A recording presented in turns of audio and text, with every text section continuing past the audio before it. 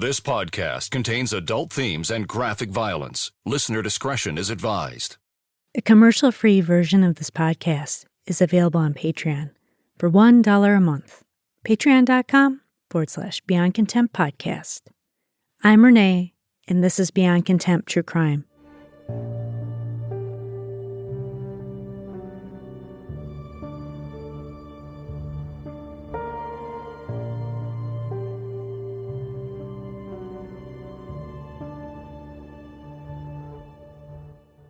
West 180, North 1190, North River Lane in Germantown, Wisconsin, was the location for Stone Container, which was a factory that specialized in boxes and containers. This company became Smurfit Stone Container after a merger and went bankrupt in 2010. There was a restructuring of the company that was kind of difficult to follow, but it appears that they are still in the business of boxes, containers, and packaging, and are now called WestRock. But the fact remains that in 1999, a 22-year-old woman left this building after she finished second shift and never made it home. You're listening to episode 76, Theresa Wesolowski. Theresa Wesolowski was born on May 4th, 1977, and grew up in Germantown, Wisconsin. She graduated from Kettle Moraine Lutheran High School in 1995. Theresa was well-liked and was not hurting for friends. She had always been a hard worker and aimed to achieve financial independence. By 16, Theresa purchased a car, and by age 20, she bought a home close to her parents. In 1999, 22-year-old Theresa was working 2 full-time jobs. She worked days at a sandwich shop and worked second shift at Stone Container. This company was later known as Smurfit Stone Container, and they manufactured different types of boxes. Theresa was at her first job by 7 in the morning. She was a top performer and remembered her regular customers' favorite sandwich orders. The moment patrons pulled into the parking lot, Theresa started preparing their sandwiches. She would wrap up at the sandwich shop around 2 p.m. and clocked into her factory job by 3 p.m.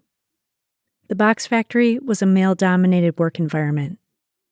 Theresa got along well with her male coworkers and even had close friendships with a few. She would end her long day by 11 p.m. and drove home tired, only to turn around and do it all again the next day. Prior to Memorial Day weekend, on Thursday, May 27, 1999, Theresa had to work at both of her jobs as usual. She worked at the sandwich shop that morning, and after work went home and changed her clothes. As she ran out the door to head to her factory job, Theresa reminded her brother to feed her dog. She worked her shift that night, and before she headed out the door, she stopped to talk to her friend Jeff Kohler.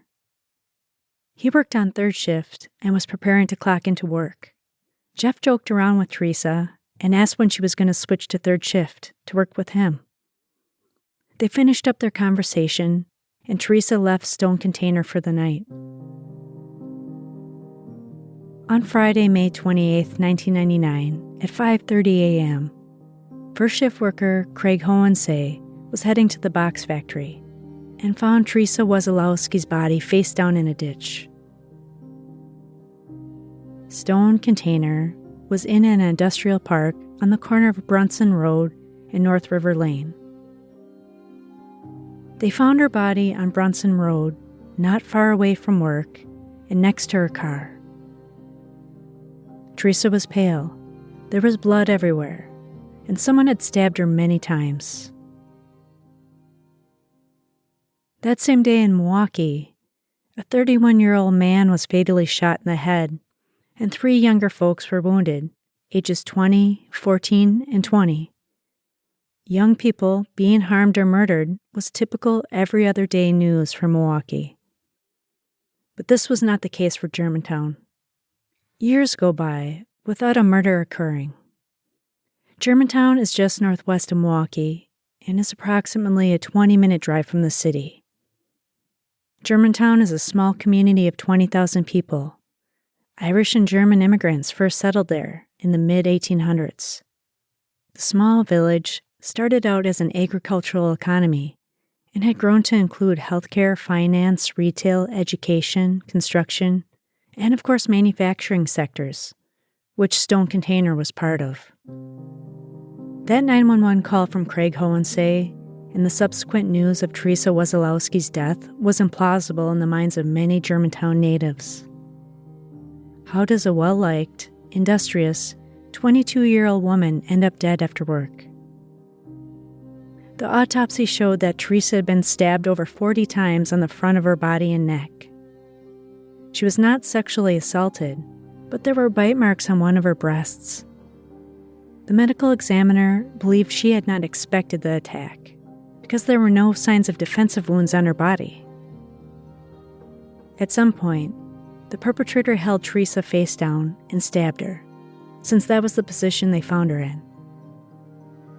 Investigators believe that this wasn't a robbery, as there was no money taken. The perpetrator was full of anger and rage to have stabbed the victim so many times. They surmised that Theresa's killer must have known her. Law enforcement started interviewing everyone who worked at the factory the prior night. One person they interviewed was Mark Libecki. He told investigators he left work around 11 p.m. and spoke with Theresa briefly. Libecki did not see her leave the factory, however. He was friendly with Theresa as they worked near each other and thought she was having a bad day at work before she was killed. Libecki also heard rumors that her boyfriend was jealous and possibly violent. Investigators immediately looked into Theresa's boyfriend, Charlie. Theresa and Charlie argued often and had a blowout argument prior to her murder. He was jealous and worried about Theresa cheating on him. Law enforcement brought Charlie in for questioning, and he was nervous. His fingerprints were found inside of Theresa's car, but he had borrowed the vehicle recently. Charlie's alibi was he was home that evening, and his mother confirmed that claim. Charlie and his family quit cooperating with investigators, so they had to put this lead to the side. Isaac Alvarez was another one of Theresa's coworkers. Investigators found out Theresa and Alvarez had argued at work on the day she was murdered, which was why she was reported to be having a bad day. The more they looked into Alvarez, the more he seemed like the potential perpetrator. Alvarez famously always carried a knife. He had an alibi and eventually agreed to take a polygraph test, which was inconclusive. Investigators were okay with his alibi and crossed him off their list of suspects. Law enforcement received a tip that a man popped into a Department of Public Works building and asked to use the restroom. He was covered with blood. The man went to the bathroom, cleaned up, and left immediately. Police had an artist create a sketch of this person and released it to the public. Investigators looked at a man named Jerry Kirkpatrick, who worked as a delivery driver for the sandwich shop where Theresa worked. He was a little older and had been divorced with a child. Jerry sort of pursued Theresa, but she wasn't interested in him. Investigators thought he mildly resembled the sketch of the bloody man in the public works bathroom. Plus, he was a knife collector. But Jerry had an alibi that satisfied the police. He allowed investigators to analyze his knife collection, and the results were negative for DNA. Theresa's ex-boyfriend was yet another person interviewed on the long list of suspects. Even though they were both seeing new people, they were still secretly sleeping together. The ex-boyfriend gave investigators half-truths and lies about his alibi and his recent relationship with Theresa. But he was eventually ruled out. Law enforcement came up empty and could link none of Theresa's coworkers or relationships to the crime. No arrests were made, and law enforcement had a cold case on their hands, although they firmly believed that Theresa knew her killer well. Theresa's family couldn't understand why anyone would hurt her in such a violent way. Many people who knew her well liked her. The Wesolowskis kept her memory on the consciousness of Germantown residents and held a vigil in her honor every year. In 2005, during the vigil, an unknown person placed a flower arrangement on Theresa's grave. Law enforcement interpreted this as a guilty gesture from the perpetrator, so they felt her killer was still among her circle of friends or acquaintances. In 2001, they held a John Doe proceeding. In Wisconsin, John Doe hearings are an investigational tool that help determine if a crime had been committed and examine who might have committed that crime. Mark Libecki and many other people who spoke to Theresa before she died were called to testify at this hearing. When Libecki testified, he said he did not know Theresa very well and did not remember what he told law enforcement during his 1999 interview. Nothing came out of this first John Doe hearing, and there was a lack of evidence linking anyone to the crime. In 2006, new DNA techniques were developed, and it was more feasible to analyze DNA from more complicated situations. YSTR DNA testing could identify trace amounts of male DNA in large amounts of female DNA. An analyst at the state crime lab performed this test on a swab from Theresa's hands and found male DNA. This finding revitalized the case and helped law enforcement relaunch the investigation. They compared this DNA sample to dozens of males that had submitted swabs during the investigation. Theresa's coworker, Mark Libecki, was the match that surprised law enforcement. He did not have a prior record. Do you need an easy way to eat well and save money? Cut back on expensive takeout and delivery and get started with HelloFresh. You'll love how fast, easy, and affordable it is to whip up a restaurant-quality meal right in your own kitchen. You can customize select meals by swapping proteins or sides and even adding protein to a veggie dish. And now you can even upgrade for organic chicken or organic ground beef. I'm not the best or most interesting cook. I appreciate HelloFresh because they always have some sauce or twist on a dish that I could never come up with myself. Go to HelloFresh.com/BeyondPod60 and use code BeyondPod60 for 60% off plus free shipping. One more time, that's HelloFresh.com/BeyondPod60 and use code BeyondPod60 for 60% off plus free shipping. HelloFresh, America's #1 meal kit. Law enforcement searched for the car Libecki owned at the time of the murder. They found his 1993 Ford Explorer and purchased it from the individual Libecki had sold it to. Investigators searched the vehicle and did not find any evidence. They took measurements of the SUV's wheelbase and matched it to the tire tracks from the crime scene.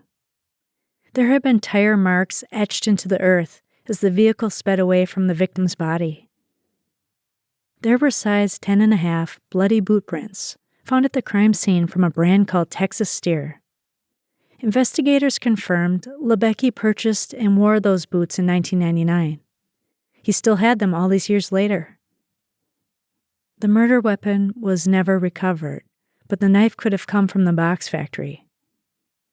On December 7, 2006, investigators were confident with the evidence they collected and wanted to bring Mark Libecki in for an interview. On that day, Libecki repeated the same story he initially told. He did not know Theresa well, and he did not know who killed her. Investigators asked Libecki to provide his fingerprints, and Libecki declined. Officers read Libecki his Miranda rights. They had already obtained a search warrant in advance for Libecki's home and could also take his fingerprints, DNA, and hair samples. Libecki was not arrested, but his lawyer worked out a deal where he spent the night in jail. On December 8, 2006, the lawyer also worked out an immunity agreement, which Libecki would later waive when he thought it was beneficial to do so. Libecki said that he and Theresa might have hugged. He was trying to explain away why his DNA was found on her hands. He told a different story that law enforcement had never heard before. Libecki admitted he was at the crime scene back on May 27, 1999. He said their coworker, Tommy Thompson, killed Theresa. Libecki said Thompson was in the backseat of his SUV, selling him $80 worth of cocaine. Libecki was doing lines in the front seat when Theresa opened the rear door to his vehicle and sat on the seat next to Thompson. He assumed Theresa was there to buy cocaine, too. Theresa and Thompson had a discussion, but Libecki wasn't paying attention and zoned out. Libecki felt a pressing on the back of his seat, and he realized Thompson was attacking Theresa. So he got out of the car and opened the driver's side rear door because he wanted to get them both to leave, and Libecki realized Theresa had been stabbed. She was slumped over in the backseat of the car. Thompson threatened Libecki and said he would kill him if he told anyone. Libecki then dragged Theresa's body out of his SUV, but was pushed twice by Thompson and told to not interfere. Libecki left her by the side of the road and drove away in his Ford Explorer. Tommy Thompson died of an overdose in 2003 and was no longer around to defend himself from the accusations.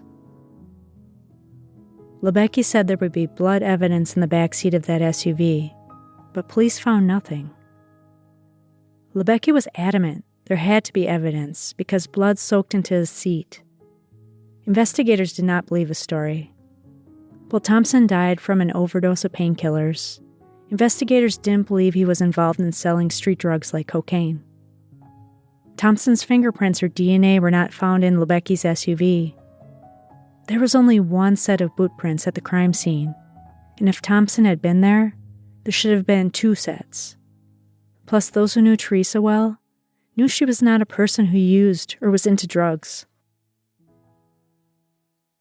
There was another John Doe hearing in 2008, and Libecki made the same claims about the murder that took place in the backseat of his Ford Explorer. On July 30th, 2009, law enforcement finally took apart the backseat of the SUV. When they removed the seat cover, they found blood had soaked into the cushion. Investigators now had the key piece of evidence that linked Mark Libecki to Theresa Wesolowski's murder. On Thursday morning of August 6, 2009, just as Mark Libecki was finishing up third shift at the Smurfit Stone Container Factory, police placed him under arrest. They charged 49-year-old Mark Libecki with first-degree intentional homicide as a party to the crime. This was a long time coming for Theresa's family. Her mother, 61-year-old Renee Wesolowski, felt a mixture of emotions. She was happy that her daughter's killer was finally arrested, but it brought the memory of her daughter to the front of her mind. Renee was also nervous about the legal proceedings ahead. We always had the hope this day would come, but you never know what kind of emotions you're going to have at this point. I'm happy this person is finally behind bars, but then also wondering how the people who worked with him for the last 10 years, how their emotions are running right now. A bunch of those people have got to be totally boggled by the whole thing. And Mark Libecki's coworkers were beyond mind-boggled when Mark Libecki was charged with Theresa's murder. Many felt like he was a normal guy who performed shift work at the factory. Libecki talked little and had a quiet personality, but was a likable person. He even appeared to have a good working relationship with Theresa. But investigators learned that Mark Libecki was far from normal. Libecki showed coworkers pictures of his daughters. The problem was that Libecki didn't have any daughters. He'd never been married and certainly had no children. Libecki still lived with his parents in their mobile home in a rural section of town. His life was a total fiction. This fabrication might have been an attempt to fit in at work or was part of a fantasy world he wanted but could never achieve. Police found out that Libecki asked another coworker if they thought he had a chance with Theresa and wanted to know what he could do to improve his chances with her. Law enforcement's working theory was that Libecki asked Theresa out because he had romantic feelings for her, and he made a move on her. When she rejected him, he stabbed her 46 times. At his arraignment in November 2009, Libecki entered a not guilty plea. They set his bond at $750,000. Washington County District Attorney Todd Martins had an 18-year-long career as a prosecutor and said that this case was the most brutal and vicious he had ever seen. The trial started on November 8, 2010, and was predicated on the physical evidence of the boot print, the tire tracks, the matching DNA, and the blood in the SUV linking Libecki to the crime scene. The defense hired a forensic psychiatrist who felt that Libecki did not fit the profile of a killer, and said that he was a video game playing introvert who lived with his parents. The psychiatrist said that Libecki was against socializing with coworkers, so he lied and said he had to watch his expenses because he was paying for a lot of child support. This was why he showed pictures of kids that weren't his. Libecki elected to take the stand in his own defense. He told the same story, that he was a witness and did not commit the murder. Tommy Thompson stabbed Theresa in the back seat of his car, and when Libecki drove away from the crime scene, Thompson was standing over her body with a knife. During his testimony, Libecki stepped down and rolled up his sleeve to show the jury a scar. He said he suffered a wound when he pulled Theresa from the back seat of his car, as Thompson attacked her. She fell on the road. He saw blood in his car, and he said he freaked out.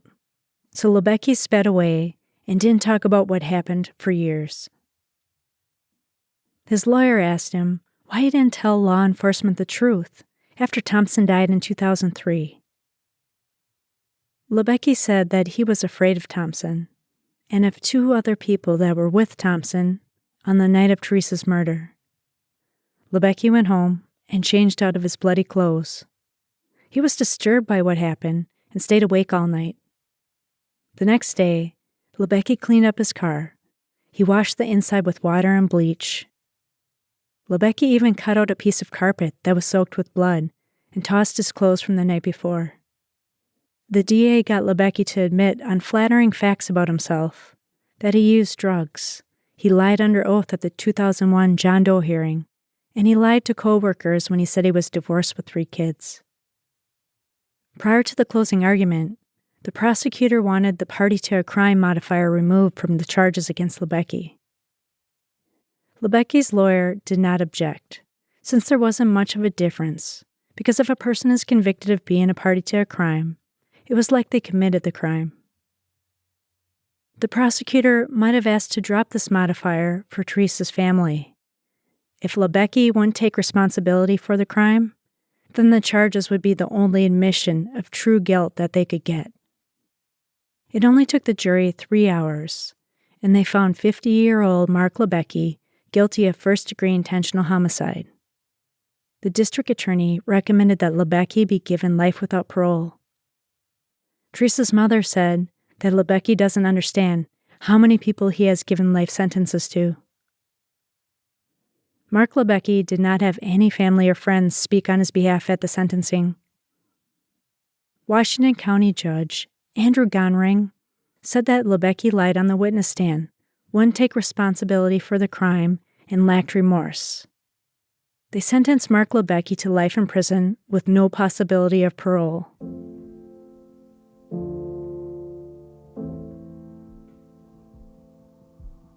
Libecki appealed his conviction and argued that he had ineffective assistance of trial counsel. He said his lawyer did not object to the removal of the party to a crime modifier on his charge. The court said that because the modifier was removed, the prosecution had to prove that Libecki committed the crime, and this actually benefited Libecki and not the state. Libecki argued that the fact that they admitted the blood evidence from the back of the SUV violated his Fifth Amendment right against compelled self-incrimination, since they granted him immunity for testimony and evidence from that testimony. But Libecki waived his immunity, which was a strategy imparted by his legal counsel. Libecki told investigators a story about Thompson killing Theresa in the backseat of his SUV and wanted to make it clear to the jury that he was the one who convinced the police to look for the blood evidence in the SUV. Libecki wanted the jury to be aware of this fact, as it supported his story. The state wanted to use the blood evidence from the SUV, but did not want the jury to know that Libecki was the one who urged detectives to look for that evidence. The court believed that this favored Libecki. They said that waiving his immunity, with respect to the blood evidence in the Ford Explorer, was knowing, intelligent, and voluntary. It was a strategic decision. Libecki's appeal was denied. Mark Libecki is housed at Dodge Correctional Institution in Waupun, Wisconsin. Theresa's mom, Theresa Wesolowski, said that the vigils they had since Theresa died could finally stop, and she hoped that life would get a little easier. Thank you so much for joining me for this episode of Beyond Contempt. Please visit BeyondContemptPodcast.com for the links to the sources and music used in this episode. Research, writing, editing, audio production, and sound design were performed by me, Renee. If you like the show, please leave me a positive review in Apple Podcasts or Spotify. Thank you so much, everyone.